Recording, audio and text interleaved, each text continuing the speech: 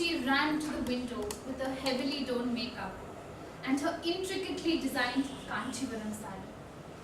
She looked out of the window to find the man she had known for the past 5 years, the man she had seen every day for the past 5 years, standing and smiling at her mother as she performed the Varapuja. He looked up, smiled at her, and they fell in love all over again. Namaste, Madam Toastmaster, fellow Toastmasters and guests. Theirs was a typical love story. My cousin Karthik's. Boy meets girl in college, boy falls in love with girl, boy asks girl to marry him. Typical? That's what you think.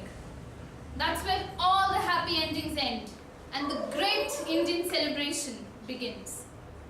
It starts with meeting the parents, to getting their approval, to deciding a place for the wedding, to deciding a date for the wedding, to buying all the necessary items of the wedding, from something as simple as kumkum to something as expensive as bridal jewelry, to buying gifts for the other family, to fighting over which custom to be followed, and finally making sure everyone who has attended the wedding is fed well. And oh, most important thing, to make sure that you have given your share of the wedding. Wait, beneath this sheet of rich culture lies a volcano of chaos. From the late arrival of the band, to shortage of flowers, to one beautician for all the ladies in the family, and the priest making a huge fuss over something very small, all of which is taken in stride. There are shortcomings though, like dowry, bride burning, child marriage in rural India, and the increased need of fair-skinned people, girls to be precise. What do we do with such a system? If we turn the pages of history, we will find that the wedding custom is one of the most oldest followed rituals.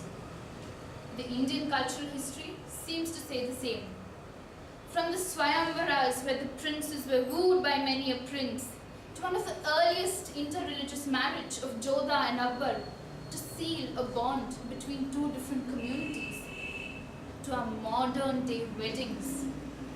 Wait a minute, 49 different types of weddings to be precise, from Kashmir to Kanyakumari, all of which have a rich history to tell, of every region in India.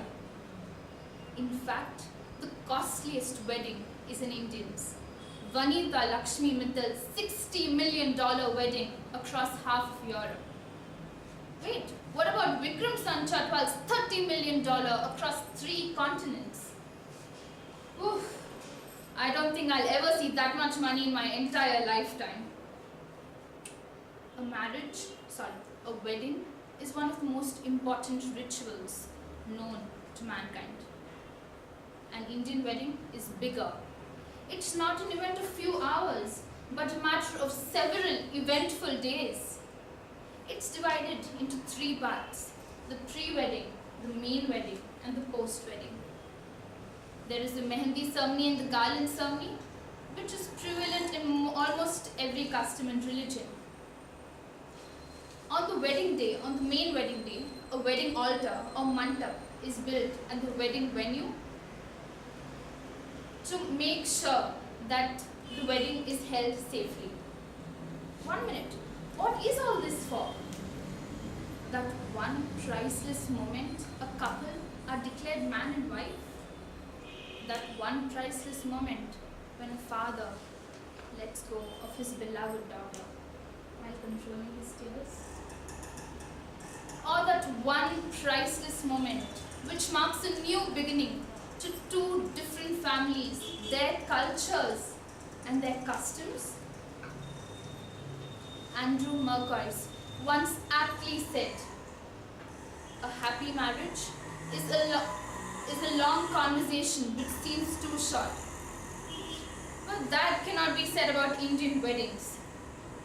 It is said that marriages are made in heaven, but solemnized on earth.